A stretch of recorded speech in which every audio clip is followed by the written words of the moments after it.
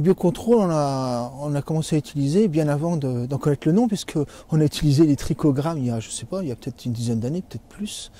Et il y a eu l'occasion de participer à un groupe éco-phyto qui a été proposé par MC2. Ça m'a vraiment intéressé parce que j'étais soucieux de l'emploi des phytosanitaires, quoi.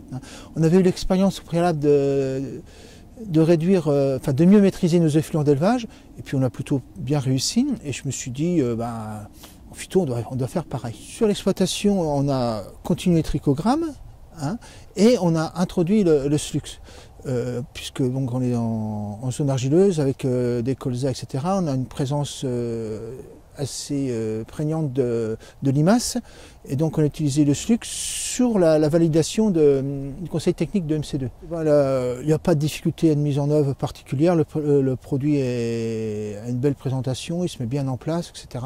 Et trichogramme, l'avantage du trichogramme, c'est qu'il a évolué dans sa présentation. C'est un peu plus simple à positionner. Ça marche, indéniablement ça marche. On a la chance de ne pas avoir une trop grosse pression pyrale.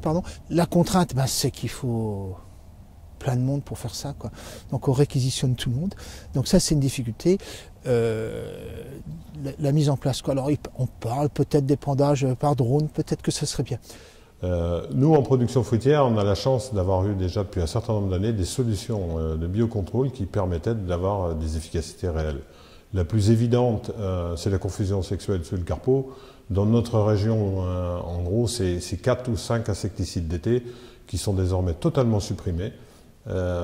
Sur les pics de vol, les années où le risque est assez important, et sur les périmètres de verger, on intervient le plus souvent, là encore avec une solution de biocontrôle, puisqu'il s'agit de la carpovirusine. Depuis quelques années maintenant est proposée la laminarine, donc une nouvelle solution de biocontrôle, un nouveau type d'action, puisqu'il s'agit là de stimulateurs de défense naturelle. Et nous utilisons sur tavelure du pommier et maladies de conservation, surtout dans les vergers où on n'a pas de tavelure à l'issue des contaminations primaires, c'est-à-dire à partir du mois de juillet. Parce que sans protection fongicide, on s'est rendu compte qu'on pouvait avoir des maladies secondaires qui apparaissaient, et quelquefois des taches de tavelure secondaires à partir de taches isolées de primaires, et la laminarine nous permet de les éviter. Je pense qu'il y a des produits qui marchent, il faut peut-être... ça c'est sûr, mieux observer, ça c'est une évidence, mais c'est même pour les produits classiques. Et puis après, sur les biocontrôles, ça demande plus d'anticipation. Dans mes pratiques de production, dès le départ, j'ai commencé à intégrer des pistes de réflexion pour réduire ou pour limiter le nombre d'interventions. Et je dis souvent, la protection intégrée, l'utilisation du biocontrôle, etc., c'est comme monter un escalier. Si on veut monter 3 marches d'un coup, on va se casser la gueule. Il faut faire une première marche, on regarde l'équilibre, surtout dans des cultures pérennes, comment il bouge, comment il fonctionne, et après on adapte et on continue à progresser. Tous les ans on progresse un peu, mais quand on vient chambouler un équilibre dans la nature, dans le verger ou dans la vigne, nous en l'occurrence dans le verger, si on le chamboule vraiment de façon brutale, on peut avoir des conséquences imprévues, parce que c'est un équilibre qui n'est valable que pour notre verger. Donc il faut déjà complètement intégrer, quand on fait un choix nouveau qui permet de réduire un nombre d'interventions avec des produits d'origine chimique, il faut en mesurer les conséquences et après on repasse une étape supplémentaire.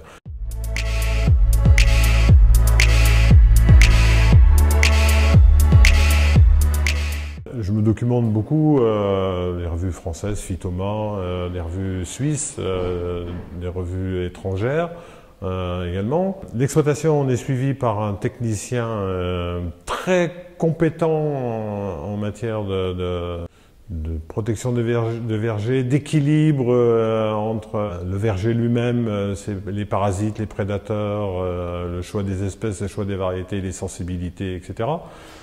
En fait, on est plutôt à la recherche, à l'attente. Moi, quand je consulte les revues, je recherche des pistes nouvelles pour compléter celles qui existent déjà. C'est MC2 qui fait les essais et qui nous fait l'appui technique. C'est eux qui nous apportent les préconisations et qui nous donnent les axes de mise en œuvre, quoi.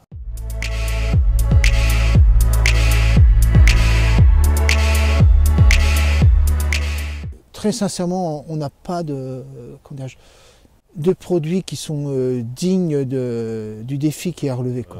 Ce que j'attends du biocontrôle dans les années à venir, ça serait qu'il nous trouve le moyen tout en conservant l'utilisation sans doute des fongicides pour contrôler la tavelure du pommier ou l'oïdium, qui sont deux maladies sur lesquelles le nombre d'interventions est conséquent. Je ne crois pas à des produits qui vont complètement se substituer aux fongicides tels qu'ils existent, même si aujourd'hui il y a des solutions qui apparaissent en bio, qui commencent à présenter un intérêt, mais elles demandent un nombre d'interventions très conséquent également.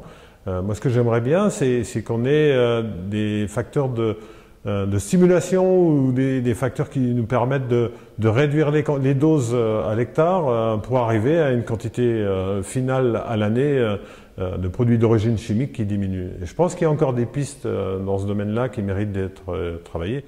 On a un défi sociétal, c'est-à-dire l'utilisation des produits phytosanitaires, puis l'ensemble de la chimie dans notre société.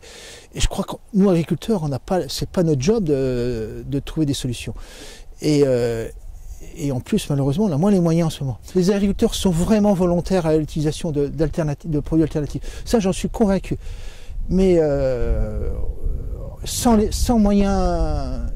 réels moyens techniques, et puis en plus avec les problèmes économiques, je crois qu'on ne pourra pas y arriver sans une vraie recherche, une vraie volonté d'aboutir, quoi.